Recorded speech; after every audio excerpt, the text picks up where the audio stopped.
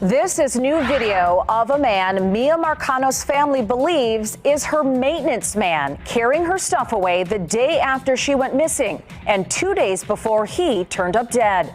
This crucial evidence could directly connect him to her disappearance. Dave, this new video we just saw could be a big clue that they've been looking for. In his front, the passenger side. New video shows a man who appears to match a description of Armando Caballero getting out of a car that matches the description from police of Armando's. The blanket. Oh my God, that is my blanket. The man is seen carrying a blanket and a bag heading into a building. The blanket, families say, is Miya's. Think of yourself if you were in our shoes. If you saw that video and you saw Miya's blanket, how would you react? Miya's family says this video was shot the same morning Simone had a chilling encounter with Caballero. In the early hours of October 2nd, 2021, investigators who descended upon the town of Timberscan were confronted with their worst fear. A girl's body, decomposing as though it had been there for some time, lay before them. This same girl had been reported missing. Breaking news in the case of a missing college student, Miya Marcano. And with each passing day, the hope of finding her had dwindled. A breakthrough came when intelligence tracked the device of the prime suspect, leading them far from where she had once called home. What connection did the suspect have with the victim, and how did both the suspect and the victim die? All these and more would be uncovered as we give you the tragic case of Miya Marcano. By the way, I post true crime and strange cases here weekly, so if that sounds like your kind of thing, please consider subscribing. It really helps a lot. Before we begin, we would love to extend our deepest condolences to the family and friends of Miya Marcano and everyone affected by the loss. And today, still in America, we head to Pembroke Pines. Pembroke Pines is a suburban city in Broward County, Florida, known for its family-friendly atmosphere, well-maintained parks, diverse dining options, and shopping centers. It boasts excellent schools and a relatively low crime rate, along with a mix of residential and commercial developments.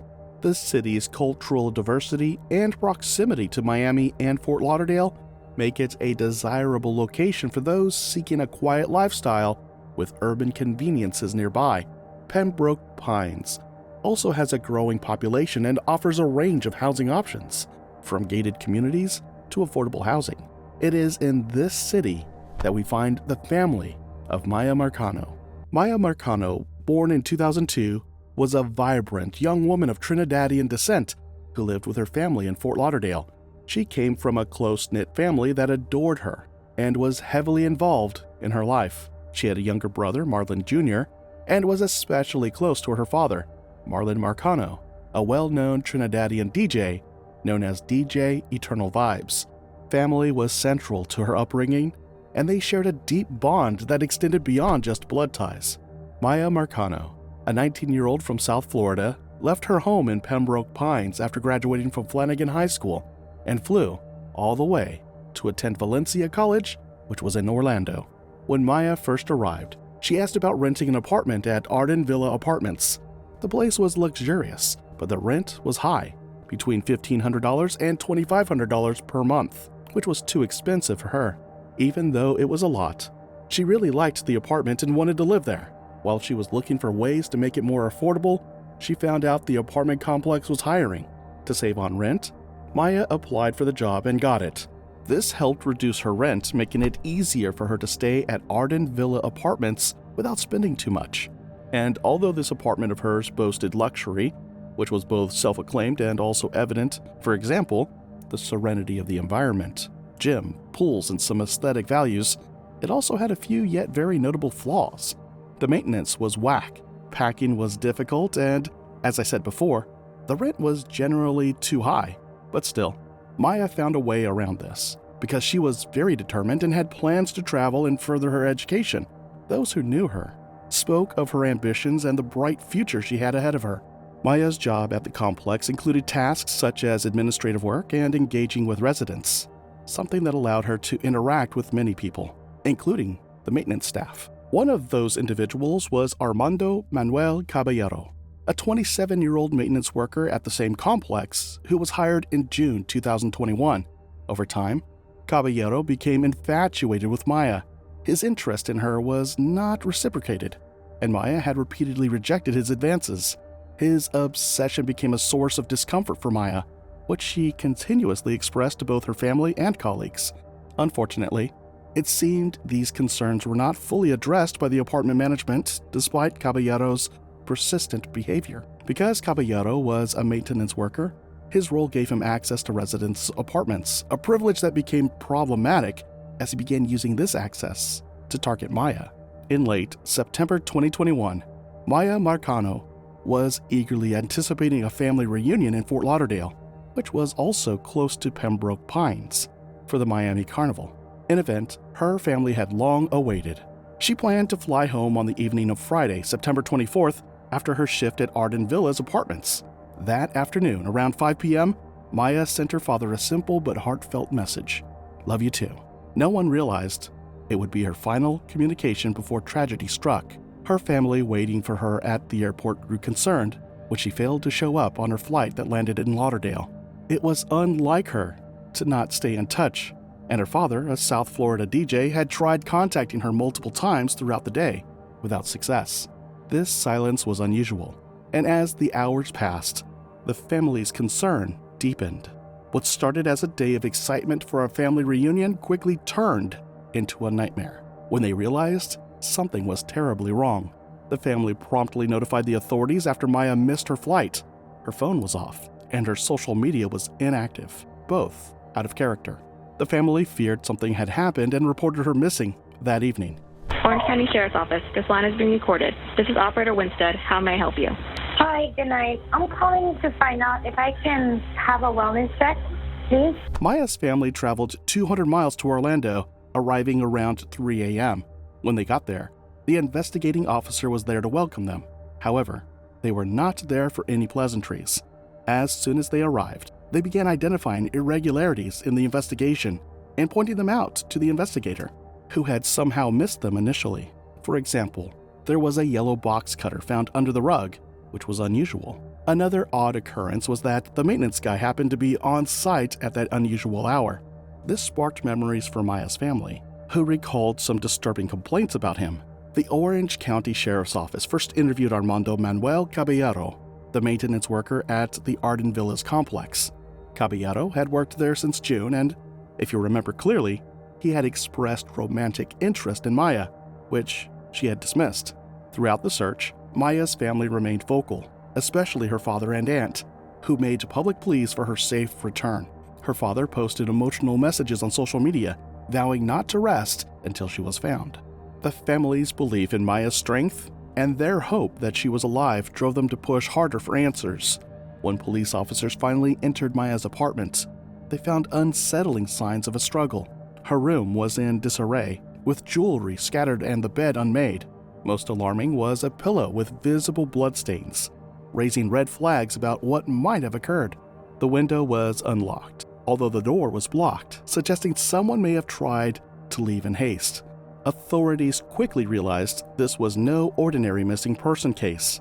Given Miya's routine and close relationship with her family, her sudden lack of communication, especially after missing a flight, was alarming. Her phone had been turned off, which added to the family's and investigators' concern, as Miya was known to stay in constant contact. The family, especially concerned about the unwanted attention Miya had received from Caballero, informed officers of his behavior. Caballero had reportedly developed a romantic interest in her despite her repeated rejections, leading the family to suspect him even more after her sudden disappearance. They reported that Caballero was so obsessed that he usually sent her money regularly using a Cash App, which is not odd in my opinion. However, the odd part of it was that he most times offered to give Miya his life savings, which she always refused to accept. Following these discoveries, the Orange County Sheriff's Office launched an extensive search effort in response. Investigators combed the Arden Villas apartment complex and its surrounding areas, while Caballero remained a person of interest. Volunteers and community members rallied around the family, distributing flyers and raising awareness in hopes of finding any information leading to Miya. Despite the fast-moving investigation, the early discoveries, the blood, signs of struggle, and the suspicious circumstances of her disappearance only fueled the fear and urgency of the search efforts. Every new piece of evidence confirmed the growing fears shared by her family and law enforcement. The investigators eventually interrogated Caballero, who denied all the claims leveled against him. However, something shocking happened. The investigators let him go without further questioning. We're talking of a missing person case. You keep mentioning Tati, and no one knows Tati. You get a call the all of a roommates sudden. don't even know Tati. You've been sleeping since 10 o'clock, and all of a sudden you're showing up here at 4 o'clock in the morning looking for me. Tati were conversating about it, so I finally, it came up. But Should Tati I go and see someone, if I see anything? No one knows Tati. That's my whole thing. Not even the roommate knows Tati. She's an employee, but you keep saying Tati is a friend and that you've all hung out together. As of right now, you have sent obsessive texts to Miya. We have all seen the text. You talked about giving her your life savings. You cash apped her money, and you claim that you weren't in touch. Who told her It's her on life text. savings? I never As a said matter of that. fact, we're going to get a police report to pull your phone records if that's the case. What you have to do? Which by all standards, if it has exceeded 48 hours, should be a potential murder case. And here, the investigators are trivially questioning the prime suspect of the case. Well, while their reasons for that weren't entirely clear, Armando Caballero was allowed to go free that day. Caballero claimed he last saw Miya at 3 p.m. on the day of her disappearance, but inconsistencies in his statements led police to view him as a person of interest. The search for Miya intensified with family, friends, and volunteers combing the Orlando area. Flyers were distributed, social media campaigns were launched, and local news outlets widely covered the story. Exactly 1 week since the 19-year-old was last seen. The vigil was guided by a local priest who took everyone through a short service and prayer. But after that, the family said they wanted to make this vigil a little more upbeat than those previous. The family still holding on to hope that Miya will return to them. We're determined to find Miya, so that's what powers us through, and we know that if she's fighting, we're fighting. And the family really was emotional again tonight. They say they are determined to keep doing these vigils. To the investigators, Caballero's story wasn't satisfying, but they didn't take the case any further. This, however, didn't apply to Miya's family, who opted to do their own investigations, and not so long they captured a shocking video on their cell phone camera. That same morning, when they were observing Caballero without his notice, he climbed down his silver Fusion Ford, and behold, he was in possession of a blanket, a glove, and a weird-looking bag. However, what struck Miya's family the most was that the blanket belonged to Miya, and this alone was one of the biggest red flags this case could produce at the time. Wasting no time, the family called 911, and a confrontation ensued between Miya's family, the investigators, and Caballero. But with no search warrant, the investigators are not legally allowed to search his home. However, to the surprise of everyone there, Caballero solved this problem and let Miya's family look in the house to satisfy their curiosity. Miya's family entered Caballero's room, and nothing was found. With no search warrant for the officers to carry out an extensive search, he was cleared to continue his day. The frustration experienced by Miya's family at that point knew no bounds. They felt they had the culprit by the wrist, but it all turned out to be a self-driven illusion, or so they thought, because what Caballero would do next would refresh their suspicions. The investigators had procured the necessary documents and a warrant needed to search Caballero's apartment, but he was nowhere to be found and had disappeared. This raised suspicion, especially when investigators discovered that a maintenance-issued master key fob in Caballero's possession had been used to enter Miya's apartment just 30 minutes before she was last seen.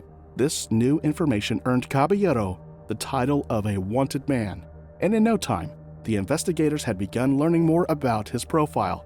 It became increasingly evident that a hold on Caballero now meant a hold on the truth and more insight as to Miya's whereabouts, but this posed a problem. Different questions began popping up into many minds, especially Miya's family, questions pertaining to where Caballero was and where Miya was most important. The reality had begun to set in that they began wondering if they would ever see Miya again. Well, they had the answers to the first question in no time. On September 27th, a call came in about an unidentified male who had hung himself in a garage of one property, and when investigators rushed to the scene, it was Caballero. 911, you need police, fire, medical.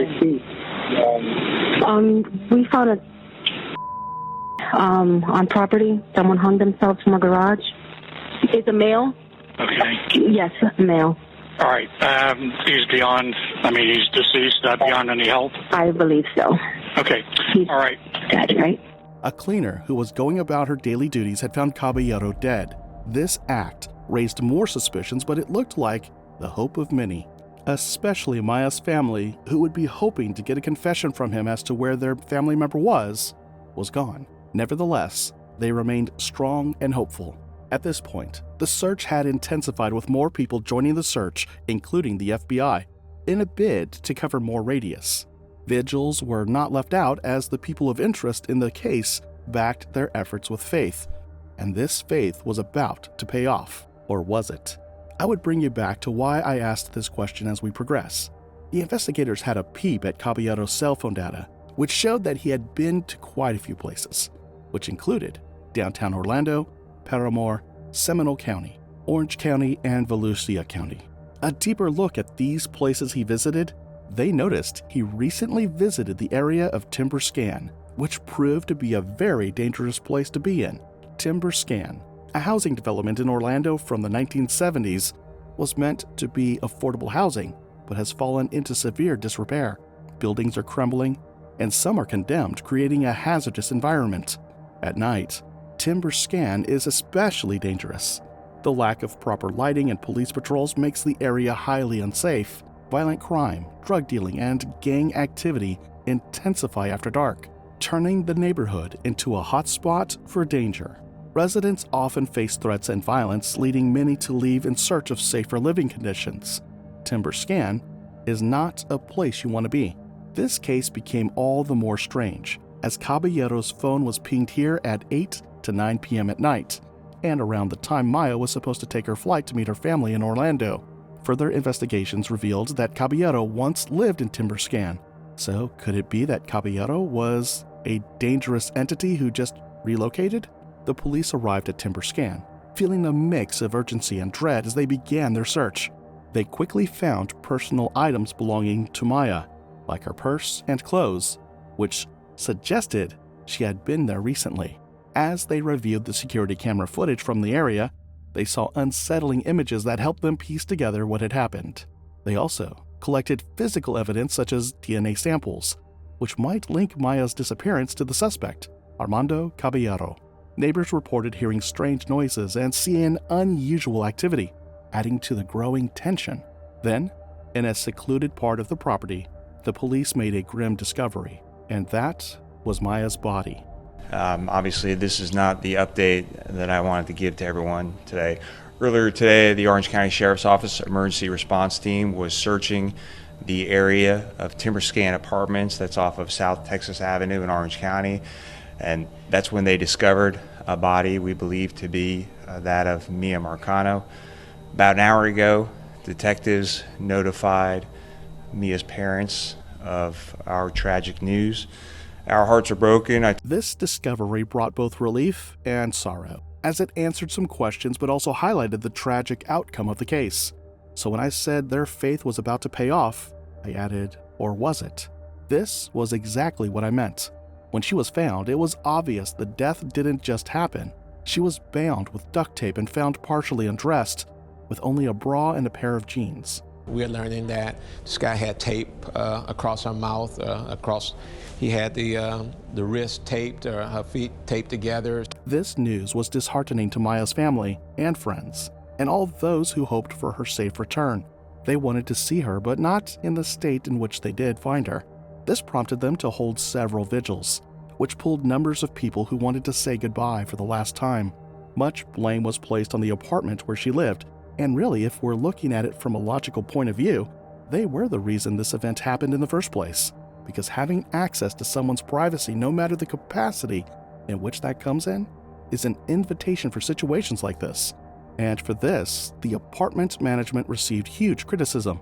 After further investigations, it turned out that this wasn't Caballero's first case. He stalked and asked her out on dates constantly. But unlike Maya, this particular woman reluctantly accepted, but later changed her mind and turned him down. While she was in the room later that night, A dumbbell weight was launched through her window, killing her instantly. Investigators were called to observe the scene of the crime, but weren't able to make any definite assertions. And although we don't have any proof, it is probable that Caballero was responsible for that. He seemingly had a problem with rejection, but this was no excuse. Caballero also had a rocky history with the law, as one time in 2013, he detonated a homemade explosive, all in the name of a prank. And even though no one was harmed, he was prosecuted. In the Miya Marcano case, there were significant criticisms directed at both the apartment complex management and the investigators. The apartment complex, Arden Villas, had notable security lapses. Armando Caballero, who was a key suspect, had access to multiple keys and entry codes due to inadequate screening and monitoring of employees. This, combined with the complex's insufficient surveillance and security protocols, created an environment that allowed Caballero to commit the crime with relative ease. Furthermore, the apartment management's response to Miya's disappearance was criticized for being slow and lacking in urgency. There were concerns that a more proactive approach and better communication might have made a difference. Law enforcement also faced criticism for their handling of the case. Some argued that the initial response from the authorities was too delayed, and there were concerns that they did not act swiftly enough during the early hours of Miya's disappearance. The effectiveness of the search efforts and the coordination between different agencies were questioned, as delays and gaps in the investigation potentially contributed to the tragic outcome. They had Caballero within their grasp and still let him go for reasons best known to them, and by the time they had realized, Caballero was nowhere around to atone for his misdeed. We are well aware of the fragile nature of our lives, and we're well aware of the role negligence played in the death of Miya. What do you think could have been done differently in this case? Do you think it would have been effective enough to keep Miya alive? We at Wednesday Crime are aware of the pain this may have caused to Miya's family and friends, so it is with a heart of regret we extend our condolences once again. Thank you so much once again for watching another video by Wednesday Crime. If you like the way we bring you stories or you learned something new today, please like this video and consider subscribing to the channel if you haven't yet. As always, remember to leave your thoughts in the comments section below. Perhaps someone learns from your experience or advice. I will talk to you again in another video. It's bye for now.